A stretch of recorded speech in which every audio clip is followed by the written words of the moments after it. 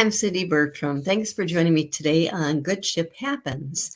And yes, there's a reason why I'm wearing blue today, because what people might not be aware of is actually yesterday, June 8th, was actually World Oceans Day. It takes place every year on June 8th.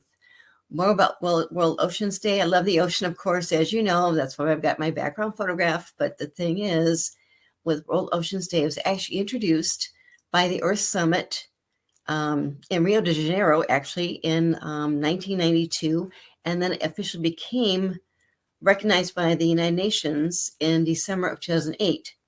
So it's held on June 8th every year. And once again, World Oceans Day actually celebrates the value of oceans. And every time I think about oceans, it does make me smile, of course. That's why I tell people that's another reason why you need to take a cruise to be on the ocean, because good ship happens. Yes. But just wonderful things as far as celebrating Oceans Day in different ways. Cruise lines really ramped up things, what they do, share what they're doing as far as conservation. I'll share more about that too. But once again, just wonderful things that were taking place yesterday to celebrate World Oceans Day.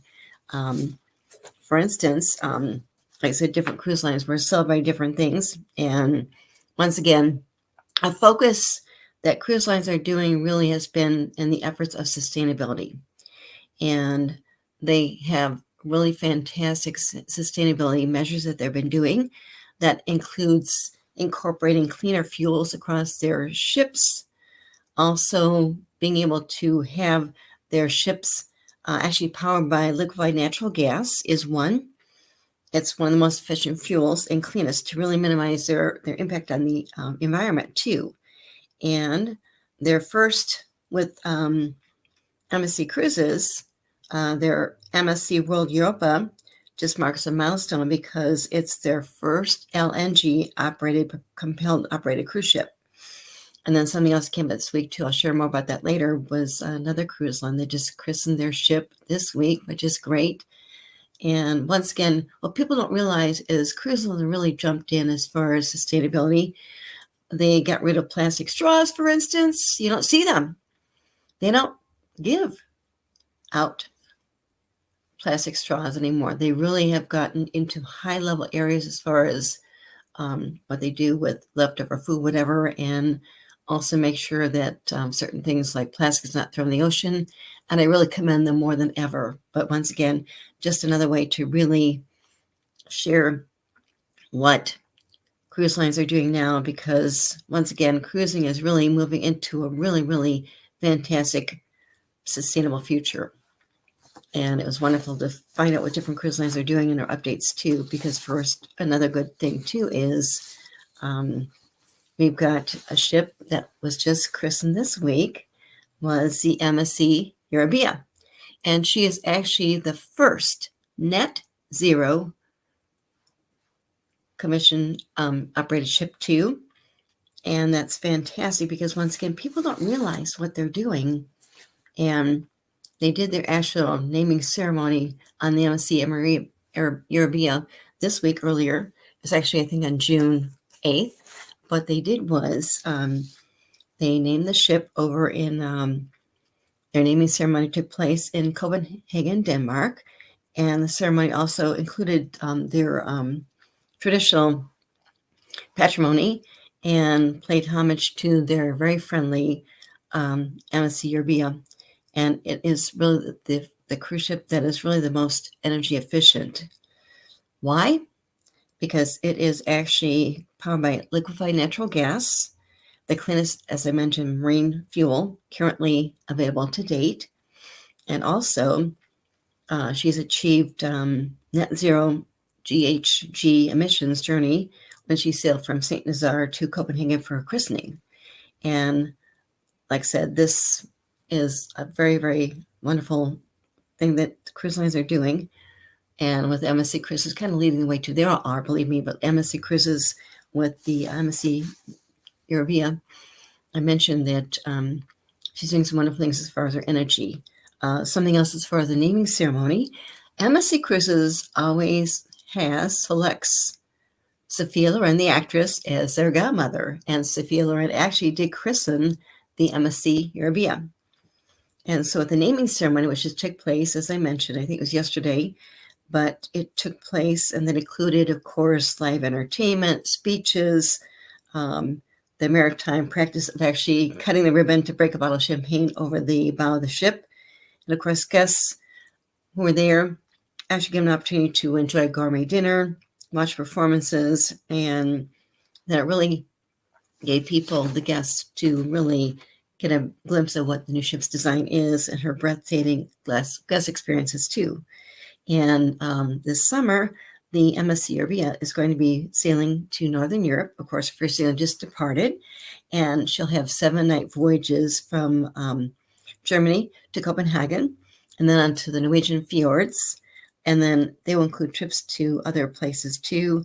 And with the MSC Urbia, she's actually the 22nd vessel within the MSC Cruises fleet. And she has 2,419 staterooms.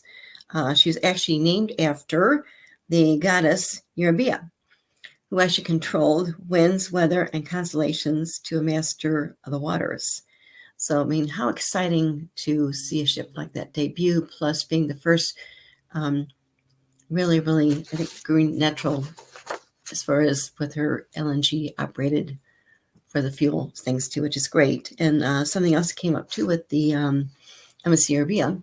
They just announced something else too, which is great to share too. What they're doing is they actually did partner with this Global Youth Tourism Summit. And what they did was they actually partnered with the Global Youth Tourism Summit, which took place, the foundation, MSC Foundation, which is part of the MSC Group, which owns MSC Cruises, the new cruise line coming out this summer, the Explorer Journeys, and also their foundation, plus they have the container shipping company. But with the MSC Foundation, what they're doing is they're actually going to be providing several education courses related to the sustainability aboard the MSC Urbia. And as a result, they've got a specially equipped MSC Foundation Youth Lab that's added to the ship, which is great. And with this, it's so exciting because once again, to really do that in a different way, you don't see cruise lines doing that all the time, but they are, and people need to be aware of this too. But like I said, the MSC Foundation Executive Director mentioned that they're really proud to really have this tremendous success with their Global Youth Tourism Summit, and which was taking place in Sorrento, Italy. And what they're doing is they're extending their partnership and to really promote youth empowerment and sustainability education. And so with the new MSC Foundation Lab on the MSC Urbia, they're going to be offering a really innovative venue for children and teenagers to really engage in sustainability and focus activities. And their custom design program is called A Sustainable Future in Our Next Generations. So I ran across this and I thought, this is really fantastic, because when you think about taking a cruise, of course, it's fun, different things to do, entertainment, places to go and explore. But with this new program, actually having sustainability courses on board, it really stands out in great ways. And with MSC Cruises, keeping the younger generations entertained on a cruise ship means listening to them and really taking real note of what their wishes are too. And once again, they had some people that reached out to them about maybe doing these topics on board their ships. So once again, it's another way that MSC Group is really sustaining to really dedicated and focusing on a significant impact on major challenges with the humanity is really facing. And once again, it really goes back to what they're doing, because with the MSC Foundation, they really focus on the environment, which includes marine conservation efforts, education, community support, and also emergency relief. So once again, with this, I really think it stands out in a different way, and people don't know, they need to be aware of this more than ever. And so I want to share that today too. Mark, did you have any questions about that? Because those are two really exciting things with the MSC Urbia being christened, of course, but also this new program. It's fantastic, isn't it? Yeah, no doubt about that. As you were talking and thinking about all the things that were going on in the cruise industry and everything, I know a lot of people are very much into the sports world. You know, there is definitely a NBA final that is going on and a number of other things. And what I did not realize was that there are people that will sometimes do interesting things, including sports related things on a cruise. So even though they're there enjoying the fine food, the art, and a number of other things, there are times that people might be doing bowling games or even basketball games on the cruise as well. So that was one of the things that I ran across and everything, because I do know that folks are sometimes interested in sports in a variety of ways, and they may be even participating in sports while they are on the cruise itself. So I was just wondering if you had ever gone on a cruise and seen people either playing cricket or bowling or basketball or a number of other sports that are out there, because I do know that cruises are like a little mini village, a mini city, and a lot of the things that go on in the regular cities can also take place on the cruise as well. So I'm actually going to bring up a shot of a young kid that was shooting some hoops, as they say, during the cruise and all along those lines. But as I'm trying to get that loaded up and he's trying to take his own sweet times, I was wondering if you could share maybe some of your own stories of people that have done sporting events on the various cruises that you have been part of. Oh, yes. We can do so many wonderful things, and it's growing like crazy because, once again, even cruising before, there were fun things to do. But one thing I've seen too is a big trend now is pickleball. Pickleball, yes. You can actually do pickleball on cruise ships. They're all adding pickleball. I've never played pickleball myself. I might fail because I really didn't do good as far as tennis, but they have pickleball on board most cruise lines right now more than ever. Also, they have little mini golf courses too, which is great. Something else is bowling, of course. Cruise lines have their own bowling alleys. Right. They do that too. I kind of failed bowling as a kid. So I quit bowling. I mean, my top score with bowling was at 49, which is really bad. So I quit bowling. But once again, there's so many things you can do on a cruise ship, which is great too. And like I said, with pickleball, I know with Royal Caribbean, they got the flow rider. You actually take and you go up and down. They've got a really beautiful area. It's called the flow rider. Oh, wow. It's really fun. Yes. I mean, people are aware of it. And also, if you want to do, I can't remember what they call it. I've not done it. I am a little afraid of heights myself. I mean, oh, the roller coaster. Well, yeah, that's one thing too. And also with Norwegian Cruise Line, I think we can actually drive those cars too around. I didn't do it, was on the pre-christening one of their ships, but still fun to do. But I thought, no, I don't want to hit another car. I mean, you're very safe, believe me. But the point is, there's so many things you can do too. For instance, with Royal Caribbean, they've got a rock climbing wall. Oh, wow. Yes, rock climbing walls, which is over outside, of course. But once again, I'm a little scared about that, But You're a little bit worried about that. You weren't going to try to rock no, climb while you're on the cruise. no. No, I watch people doing it, but not really a rock climber. no rock climbing for you. You are not going to try to rock climb at all and everything. No. You mentioned Sophia Loren. She's an amazing lady. She's an amazing actress. Still doing this amazing stuff. Still very much of a beauty, even at her present age and everything along those lines. So I was just wondering if you ever had the opportunity to meet or be at one of those cruise openings where Sophia Loren was at, and your own kind of thoughts about this amazing icon of entertainment and amazing icon in the world of definitely movies, music, and a number of other things as well. So I was wondering if you had the experience of either meeting her or maybe talking to her, or at least being in the same presence as her and everything. So I was wondering if you had that experience and what that experience was like. Right. I haven't met her physically. I did beg one time my friend Rick about something. He was president of MSC Cruises, now he's chairman of their ESA division. He couldn't do it, but he's busy. But the thing is, I've been at several christenings where she actually christened the ship, which is great. When I was at the seaside, she was christening the ship, which is great. That was a couple of years ago. And then they've got the seashore and the seaside and some other ships, but she's always there as a godmother, which is great. She's an amazing person and just very, very elegant. And she just christened, of course, their new ship, the MSC Urbia, last night, which is great. And it's a tradition with MSC Cruises. The family, they only select Sophia Loren to be their godmother. Because one thing comes up too is a lot of times people don't realize, but with cruise lines, they do pick different people to be the godmother of their ship. And usually they don't have a godfather. One exception was actually when Norwegian Cruise Line actually chose Pitbull to christen one of their ships. I was there. It was fun. They finally had a godfather. Okay. But now with Carnival Cruise Lines, their new ship coming out, their Venezia, it's actually they took over from their sister company Costa Cruises, but it has an Italian theme, and it's going to be christened next week on June 14th. And they're the ones that selected Jay Leno to be their godfather. Wow. Next week, yes. But how fun, because once again, it's just such a great honor to pick out different people to christen the ships, and usually they're godmothers, women, not godfathers. We actually now have two different godfathers.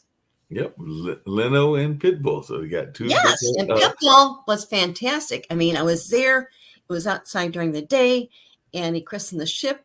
And the fun thing is, then at the end, after they have to they do this champagne thing too. And Frank Del Rio, the chairman, was there too with him. And after they did the christening, of course, they did the bump the hands kind of fun thing too. And then Pitbull actually did a half-hour performance for us. Wow, he did a half-hour performance? Yes, he performed for a half hour. It was amazing. That sounds like that would be thoroughly amazing to see Pitbull perform at half hour. He's amazing. And he sang different songs. It was so energetic. I mean, some people we were so excited trying to take videos, but there were so many people jumping up and down. It was really great because, like I said, to first have him be a godfather, and then for him to actually perform half-hour concert after the christening, it was fantastic. I was just so excited to be there too.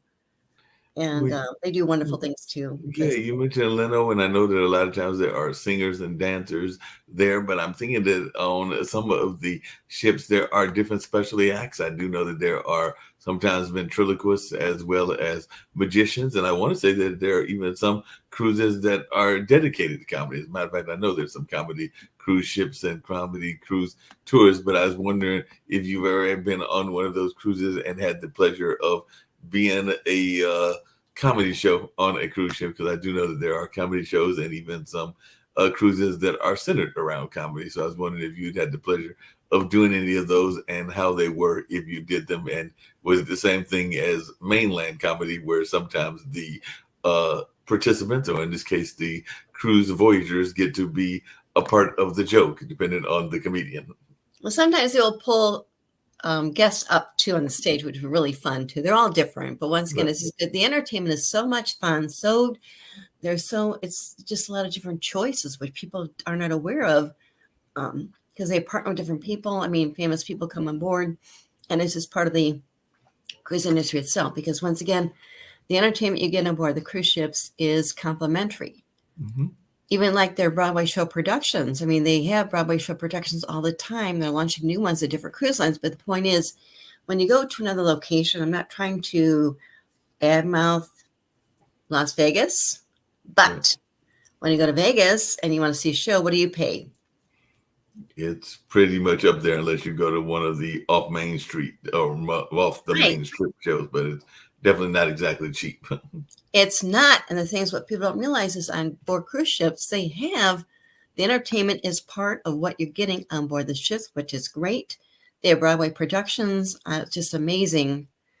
And one time they launched on Norwegian, Norwegian Cruise Line, they actually launched, what was this, the Broadway production with Frankie Valli?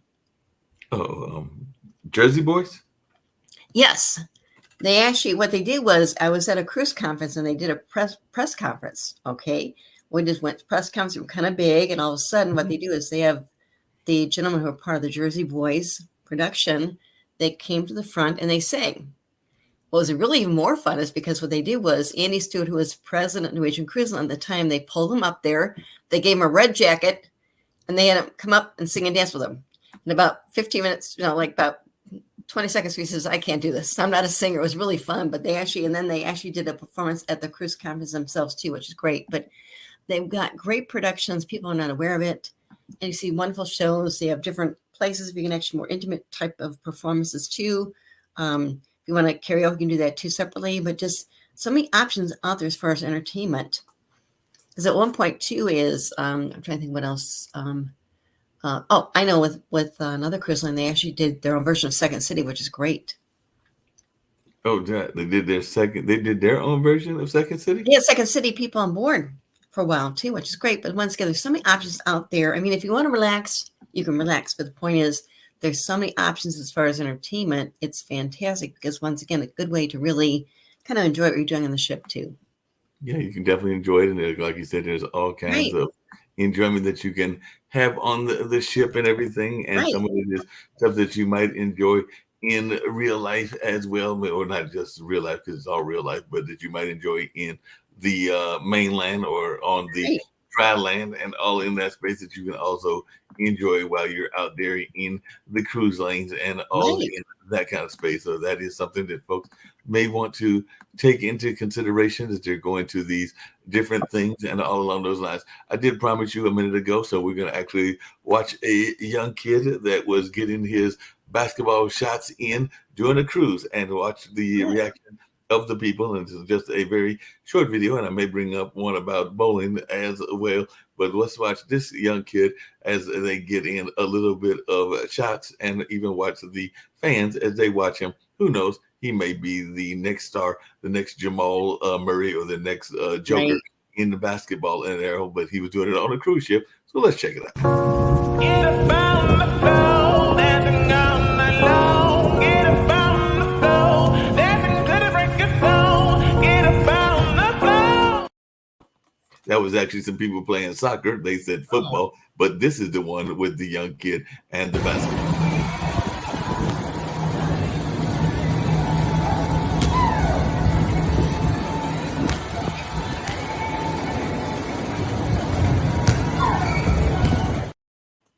There may be future for him and everything because he definitely hit yes. both of the shots, and they were not exactly short shots that he was hitting and all in that kind of way. So, like I said, he was doing that on the cruise that you had mentioned, and this one was taken a couple of years ago. But I think I'll let people check this one out. But there is a video that I've got that actually talks about some of the bowling that can go on in these things as well. So we're going to check out a little bit of the bowling that goes on or can go on. And like I said, this was from a few years ago and all in that space. But let's check out what folks have got if they are doing bowling on a cruise ship. Because like I said, you might go to a cruise ship and maybe you want to get some bowling in as well. So I've got a video that talks about that bowling and that whole bowling journey. So let's see about this particular bowling trip and what folks have got to say in that regards, because bowling might be Right. something fun that you want to do, and it can also be some very slick bowling alleys. So let's check this out.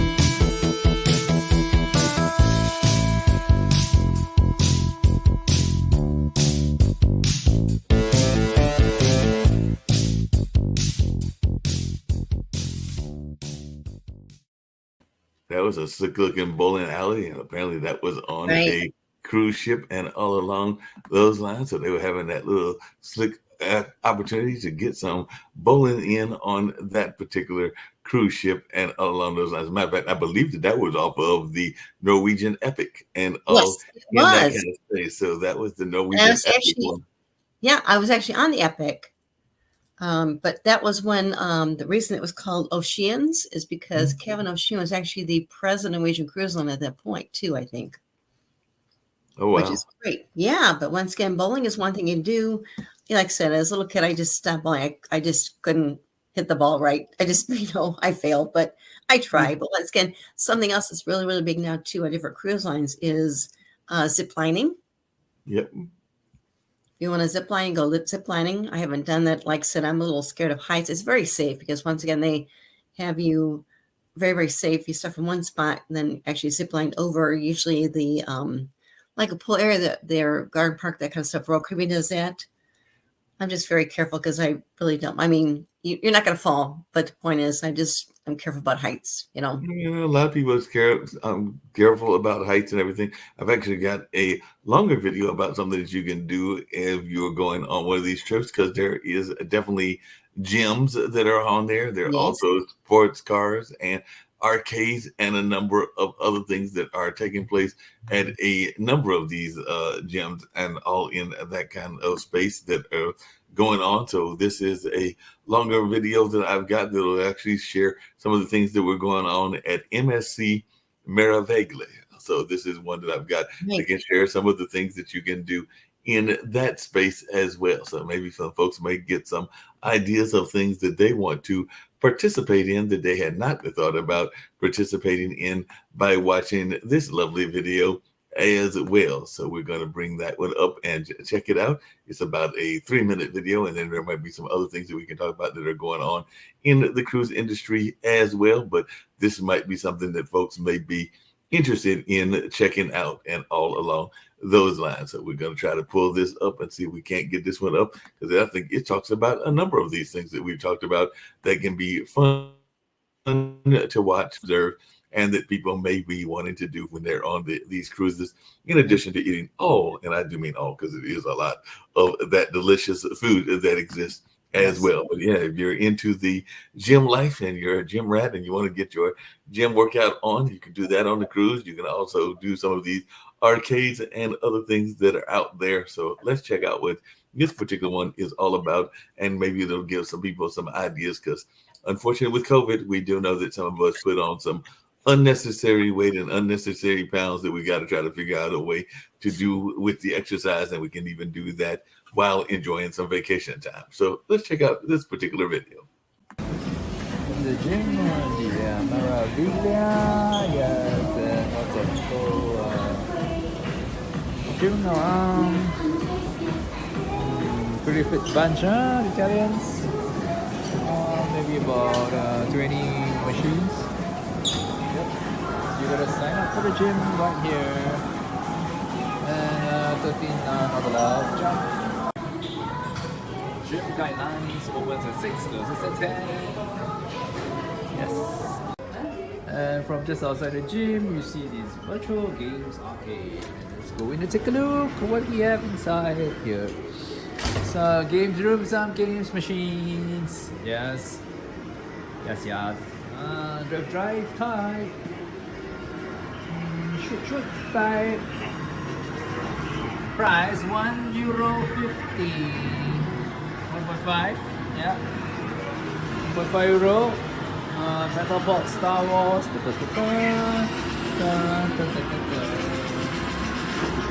some table games and some drive games again.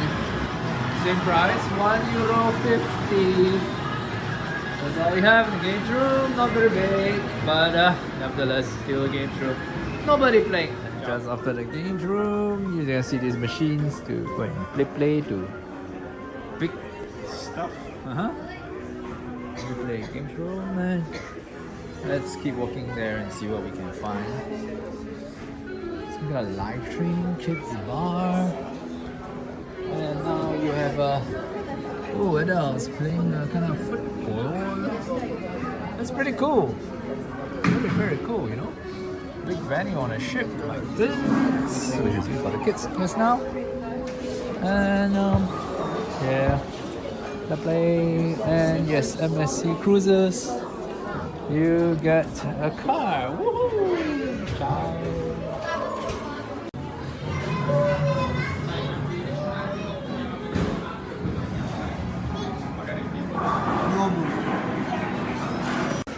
They also have a flight simulator over here. Right? And there's a bowling alley over there. Full lane kind of bowling alley. And over here is a very nice MSC's F1 Sport Car. MSC F1 Ciao Ciao. Nice. As that gentleman was observing from overseas, there was all kinds of things going on, even a flight simulator and even a car and a number of other things that he was observing that were there on that MSC Verigo. So definitely It's actually pronounced Meraviglia. Meraviglia. Thank you. Yes, I was actually on board the Meraviglia. They flew me to New York because what they did was the ship had been sailing over in Europe. What they decided to do is they actually repositioned the ship over to New York City, and she's now sailing year-round out of New York. Wow. And they Did you run across any of those activities when you were there? Did you go bowling? Right. So we're on the ship, actually on the ship just for the day, but it's great to really experience it because we did little tastings of the different restaurants. And they flew me in on April 21st. The ship had just arrived that morning, and we're on the ship all day and evening. And we had a chance to do little tastings of the different restaurants, which is great. And then we actually had a time to actually experience one of their shows. They've got this carousel lounge, and they had a Houdini show on board, which is phenomenal. Wow. And the carousel lounge is actually kind of circular, which is great. But also it's great, too, is that with the lounge, the chairs are not real high up. Because sometimes you get into some of the theaters that are so high up. But the point is we're really close, and it was just amazing. It was actually singing, entertainment, amazing, fantastic show. Honestly, it was just like so chilling to see that show. Also, then later on, we had a chance to have dinner in the MSC Yacht Club. With the MSC Yacht Club, it's one of the things that MSC Cruises started with, I think, 2010 with their ships, is a special area. And what you do is a special area. You pay more, but you have your own private area. You have balcony staterooms. You have key card access to get into the MSC Yacht Club. You have your own butlers. Oh, wow. Okay. Also, you have your own pool area at the top. And you're the only ones that get to the pool area. And it's a special pool area. They have butlers helping you, whatever you want. They have food up there. And we have our own restaurant. And we had our 1CL lounge. And I wrote about it later when I got back because the title of my article was called Inside the MSC Yacht Club. Yes, the butler did it. The butler did it. Speaking of the butler doing it, would you like to go on a tour? I think we might have done it before, but Yes. It's been a minute of the Europa. So there is actually Yes. a tour that we can go on of the MSC World Europa. So Yes. it is a 3-minute tour. So let's go on a 3-minute Right. virtual tour of this particular ship and see what they are all about. And maybe this will give some people some inspiration to go on a cruise, as we like to say. And as definitely Cindy coined the phrase, good ship happens. So we're going to find out what happens on this particular cruise as we go on this virtual tour of the World Europa. So let's go on a virtual tour. Okay.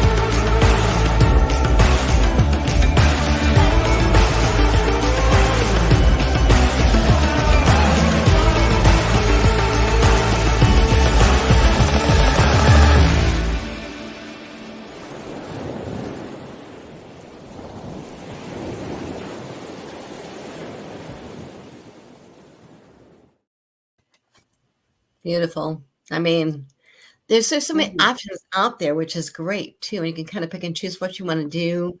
If you want to relax, you've got areas to relax. If you want to do things, they've got so many different options during the day, even evening too. And of course, when you get off the ship, it's just good to really explore. Yeah. Hey, Cindy, you were saying that I was just thinking about something, and I've got a longer video that might talk about that as well. But I've had the pleasure of having some friends of mine, including some that unfortunately have passed away, that were architects and building designers and all of that space. And as I was seeing how much of a mini city a cruise is and everything, I'm thinking that this is a job that cruise architects and cruise engineers and others have to be very much involved in, because I mean, you're basically putting in a bowling alley, you're putting in some cases almost many shopping centers, and you're doing a number of other things that are part of the whole building of the cruise ship and all in that kind of way. So I was just wondering your thoughts about that, if you've had the pleasure of ever meeting any of the designers of these cruise ships, because as I was watching that tour, and I was going like, wow, that's a whole lot of stuff that they built in the cruise and all in that kind of way. And I did find a video that actually talks about the crazy process of building a cruise ship. I don't know if you want to watch this video or not, but it might be fascinating to see what people have to see as they learn about the notion of building a cruise ship, because we see these fantastic wonders of modern technology in the sense that they've been built, and they have been built in such a powerful way and all in that space. But I don't know that everybody understands all that goes into building a cruise ship. I've never built one, so I know I don't understand what goes into it, but I'm sure other people would be like me. They'd probably be like, whoa, that's a big ship and that's got a lot of moving parts in it and all in that kind of way. So how do they go about building these fantastic ships and all along those lines? So if it's okay with you, it's your show and all in that space, I would love to show people the crazy process of building a cruise ship.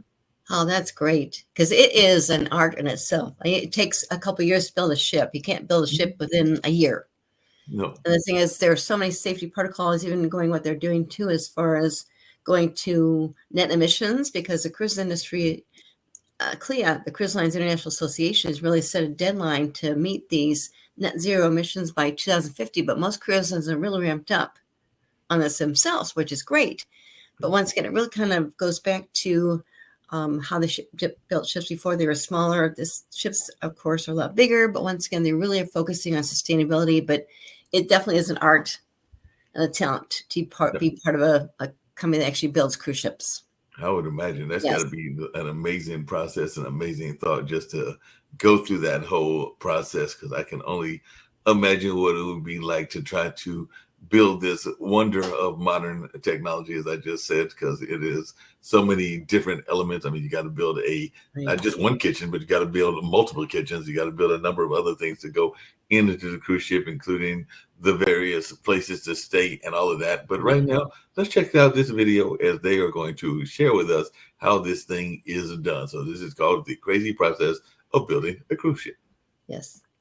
Often called floating cities, cruise ships have become massive, not just in sheer size, but also in cost of construction.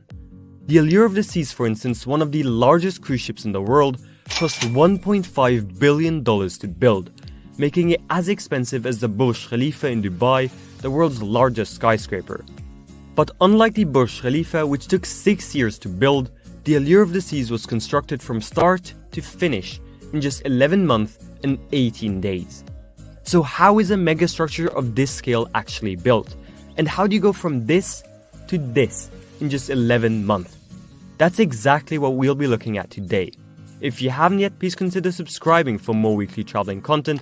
And without further ado, let's get straight into it. It all starts with a sketchboard. Cruise lines initially come up with a very rough design of the new ship, including its size, number of passengers, and certain unique features they want to have on board.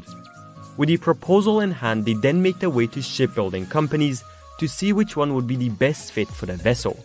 As there are only 4 main cruise ship builders in the world, there's not much to choose from anyways, and the final decision usually comes down to logistical constraints such as price, speed, and the size of the shipyard. Once the initial order is made and design choices have been finalized, we get to the steel cutting ceremony. This is when the shipyard first starts molding steel into thousands of smaller pieces that will end up making up the main structure of the ship. The festive ceremony marks the start of about 6 months of steel cutting and is usually when cruise lines start increasing their PR efforts and first release details about onboard features to the public. Next comes the exciting part. About 1 year before passengers start to board a vessel for its maiden voyage, we have the keel laying or coin laying ceremony. This is officially the start of the ship's construction, and it's when smaller pieces start to be assembled to make the lower hull of the ship. By tradition, this is also when the cruise line puts a gold coin into the lowest block of the vessel, symbolizing good luck for everyone that shall sail on her. At this point, the construction usually occurs in 2 separate buildings. In one area, engineers are starting to weld and wire up pieces of steel into small sections. 8 of these sections are then combined to make a so-called block. You can imagine it as being a fireproof metal box the size of about 4 tennis fields. Then these blocks are transported to the main dry dock area, where they are assembled and put together by a large crane, 1 layer at a time, resembling somewhat of a jigsaw puzzle or a Lego building. Now, apart from these metal boxes, the shipyard also installs the ship's engines and power tanks, and some overhead wiring, plumbing, and ventilation. But that's about it. While the exterior is starting to resemble a real cruise ship, the interior remains mostly empty and dull. Now, you might wonder, where are all the cabins? How are they possibly going to add thousands of staterooms into this metal structure? Well, cabins are all individually pre-assembled offshore in a very much industrialized factory. Every cabin, essentially a numbered metal box, gradually gets equipped with a bathroom, a bed, a sofa, a TV, and all the other amenities you can imagine. A crane then actually lifts each fully furnished cabin up and slots it into place one by one. Pretty impressive, right? And because each cabin is literally a metal box, it makes its walls and ceilings magnetic. Now, this has 2 purposes. Firstly, as each cabin is made out of metal, this reduces the risk of a fire hazard, something you don't want to have on a ship. But also secondly, as cabins are magnetic, it helps slot them in more easily and removes almost all space between cabins' walls. This is essential, as even a small miscalculation or fraction of an inch of extra space between cabins can lead to huge problems. For one, the wiring and plumbing might no longer fit the position of the cabin, but also another cabin might altogether no longer fit into this block, which would be quite an expensive debacle. Once the cabins are hopefully correctly inserted, it's time to furnish the common spaces. Truckloads of tables, chairs, and carpets start filling up the ship's interior, finally making it look like a real cruise ship. Meanwhile, the exterior is also getting its finishing touches. For one, the ship's hull gets painted and the vessel's name gets inscribed. The azipods and other navigational features get installed on the bottom of the ship, and outdoor attractions are added to the top leader decks. That includes water slides, roller coasters, floating bars, and sometimes even an extremely large giraffe. Now, slowly, the ship is getting ready for its big moment. Float out. It's when all the ship's workers, engineers, and designers come together to watch their ship finally touch water for the first time and actually float. For some vessels that were built in an indoor dry dock, it's also the first time they see sunlight as they exit the shipyard in quite a spectacular way. The ship then goes on sea trials, usually lasting 1 to 3 days. There, officers and representatives from insurance companies test the vessel's seaworthiness, do some daring maneuvers, and just get used to the ship's navigational abilities overall. After some finishing touches back at the shipyard, the brand new vessel gets filled with crew members from around the world. The ship then makes its way to its home port, where passengers will be waiting to board in about 7 days. This short trip is often called a shakedown voyage, as crew members scramble to get the ship ready and cleaned up for passengers. Now comes the big finale. With often heavy news coverage and marketing hype, the brand new cruise ship arrives in its new home port for the first time. There, it might even be welcomed by enthusiastic locals and onlookers.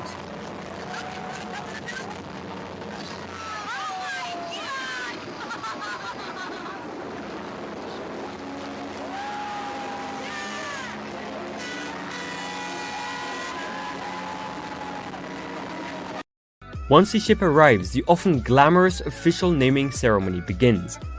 Cruise lines usually get famous celebrities or royalty to be the ship's godmother that blesses the vessel and smashes a bottle of champagne on its hull. The superstition goes if the bottle doesn't break, it's bad luck. Now, while researching, we came across this interesting video of the official naming ceremony of the Costa Concordia, the disgraced cruise ship that ended up looking like this.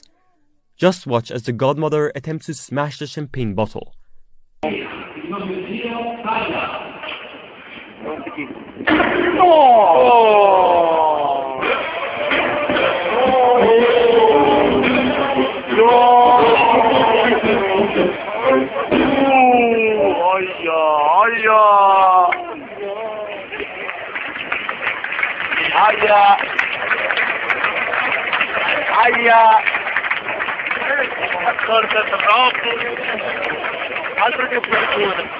Make of that what you will.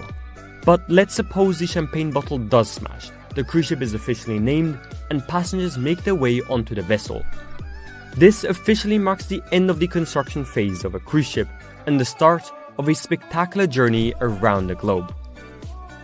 We hope you found this video informative. If you did, please consider subscribing for more weekly traveling content or check out some of our other videos linked below. Thank you so much for watching, and as always, keep cruising.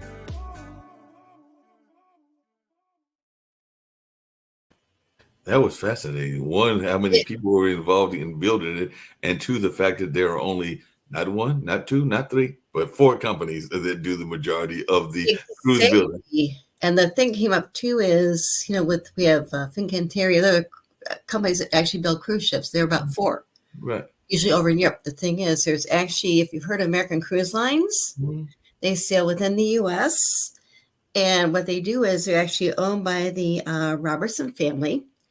And they also have Chesapeake Shipbuilding too. Okay.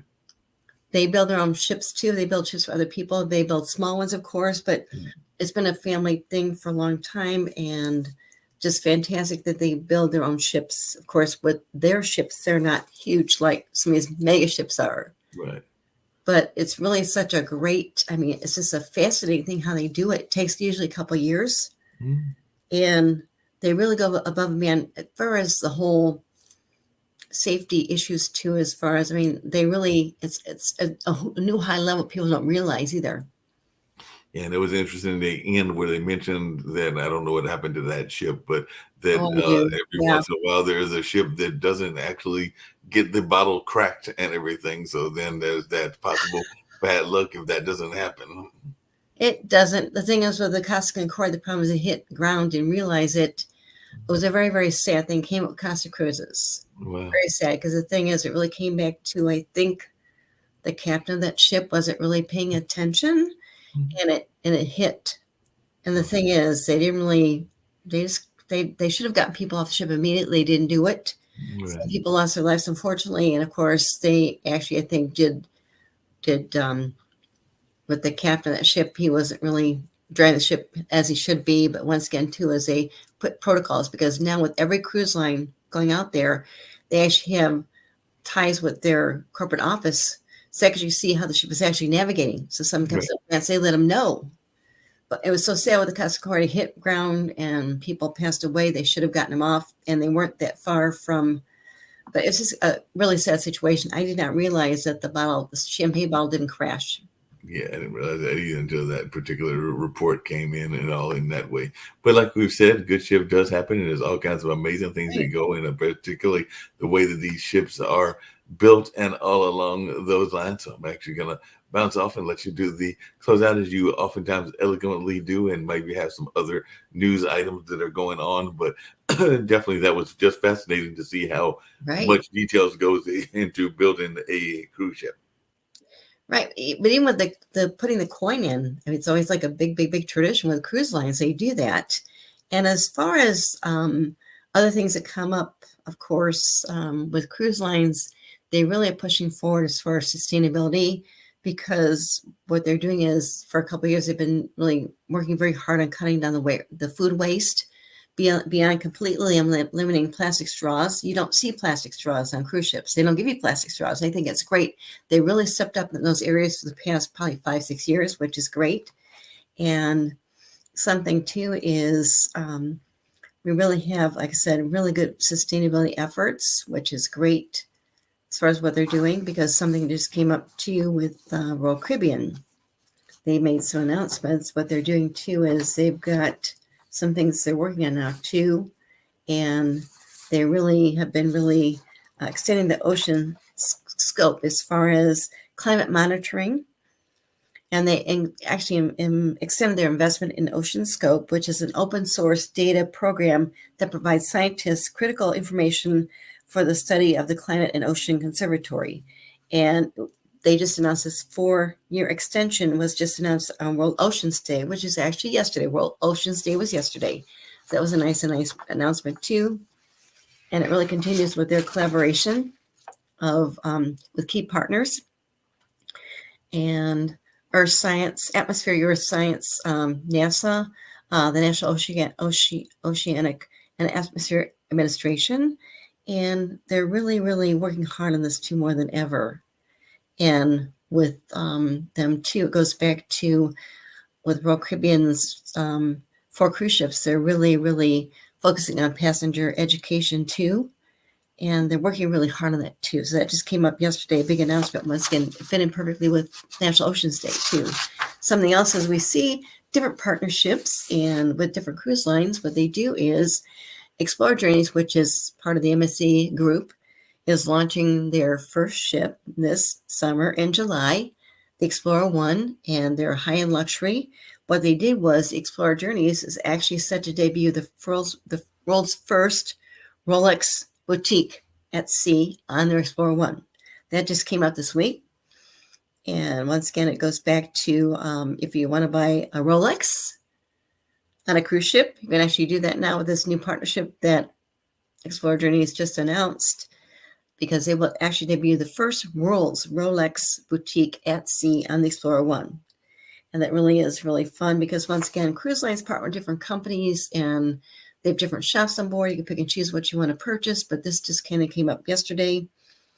And something else too, as far as restaurants, we have a new ship coming out, of course, in January. Royal Caribbean's Icon of Seas.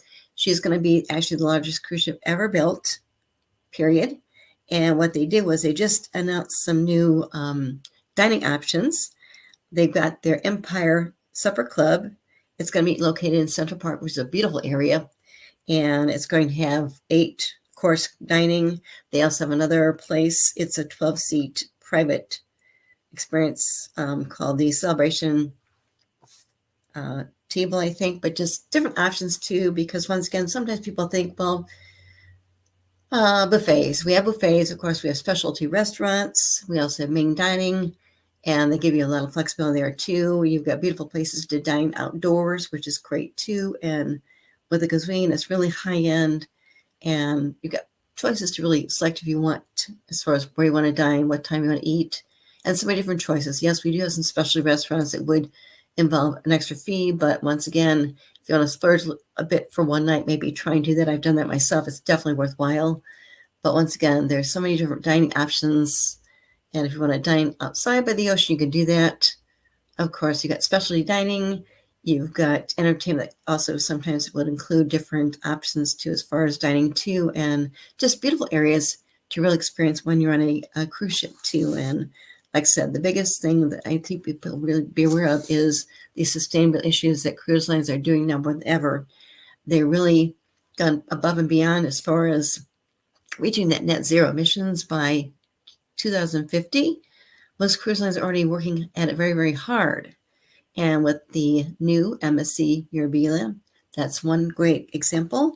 Other cruise line ships are actually going into that LNG, liquefied natural gas, rather than using just general fluid, because once again, it does save different things in the ocean, which is great. And something else that I want to commend, of course, the MSC Foundation, which is part of the MSC group, has a really fantastic program they're working on too. And they just, I mentioned in a previous episode, what they did was they just planted 3 coral trees at Ocean Cay. Ocean Cay is actually part of their private out island that they actually leased from the Bahamian government.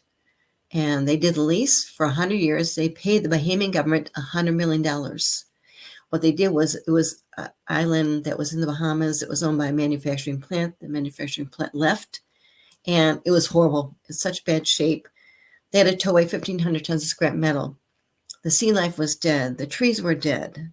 It was horrible. What they did was, with MSC, they actually invested $400 million to really get that island back up in shape. They planted 75,000 trees. They actually had to get away the dead trees, etc., and they had to tow away the scrap metal. But once again, they've done such a phenomenal job. I was actually there for the christening of their one ship in 2021. And then, like I said, that's where they actually just planted those 3 coral trees. They plan to plant more coral trees there too. And once again, with coral life, it really is a way to really build the coral life too with these coral trees. People are not aware of it, and they're really stepping beyond. And that's really one thing I think is wonderful at MSC Foundation. And I will be writing about that later. Something else that's coming up too is, we've mentioned Brightline trains in the past. That is the high-speed train that's been around for a couple of years now. And they offer high-speed train service from Miami, a little bit down south and up to Fort Lauderdale, but they are extending it to be actually offering their high-speed train services up to Orlando, I think by this summer. And I'm actually going to have a chance to actually take a Brightline train this next week before I start a really fantastic conference called the World Travel Expo. And I got invited to be on the Brightline train, so I'll be taken to their area in Miami and then take their Brightline train up to Fort Lauderdale and come back. So I'm really excited because we did share a previous video about it. It's very high-end trains, high speed, very luxury, beautiful. It's not just taking another train. So I'm really excited to finally be able to see it myself, and I will be sharing more about that when I get back. So once again, it goes back to different things coming up in the cruise industry, also travel, things tying to travel, because once again, too, if you're planning on going between Fort Lauderdale and Miami, one option would be to take a Brightline train, because sometimes, there's so many choices as far as break and sail. We think about cruise line ports, of course. Originally, when the cruise industry really revved up, it was sailing out of Port Miami. Then, of course, we saw growth with Fort Lauderdale, Port Everglades, which is great. Another thing that came up to the 1990s was sailing out of Port Canaveral.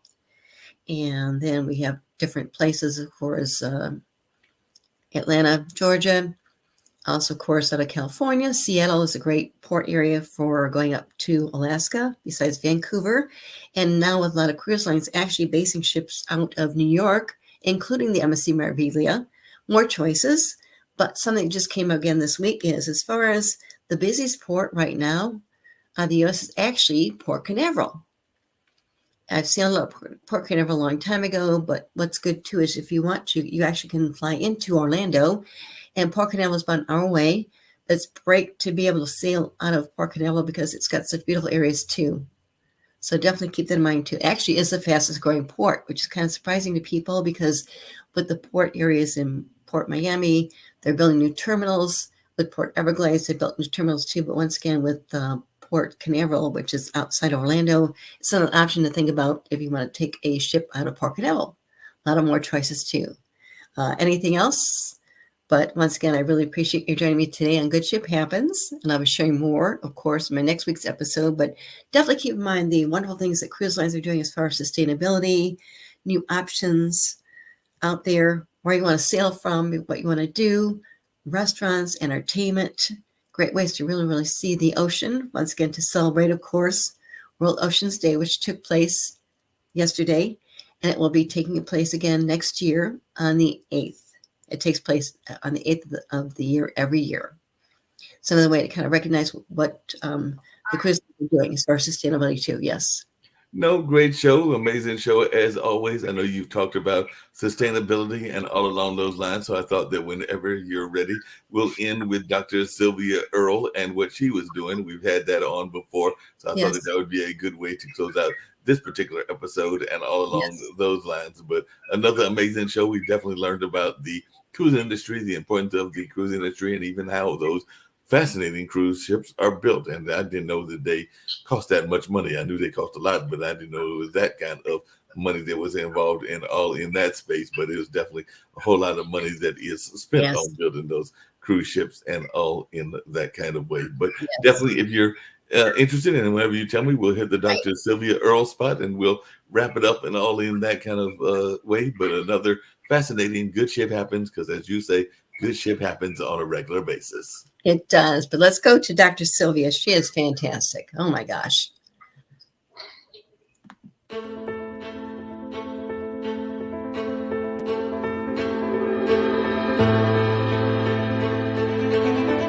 I'm Dr. Sylvia Earle, a marine biologist, oceanographer, explorer, and I'm passionate about the protection of this blue planet. I grew up next to the ocean in the Gulf of Mexico, and I've witnessed how much the ocean has changed and how marine life has been endangered. But I know there is still time to help the ocean, which is why I was drawn to the Aponte family's sustainability mission. Explorer Journeys has a genuine ambition to connect people with the wonders of the sea, its marine life, its communities, spiritually, physically, and intellectually. We share the same values and have the same objectives to deepen people's relationship with the ocean, to explore, protect, and restore. Explorer Journeys calls it the ocean state of mind, a sensibility that will ensure the protection of this precious blue planet. Through my foundation, Mission Blue, we're working on ocean conservation, inspiring hope with champions across the world. Beginning with my extraordinary role as godmother to Explorer One, we will be heralding a meaningful collaboration between myself, Mission Blue, and Explorer Journeys and the MSC Foundation towards preserving and restoring the world's oceans, the blue heart of the planet.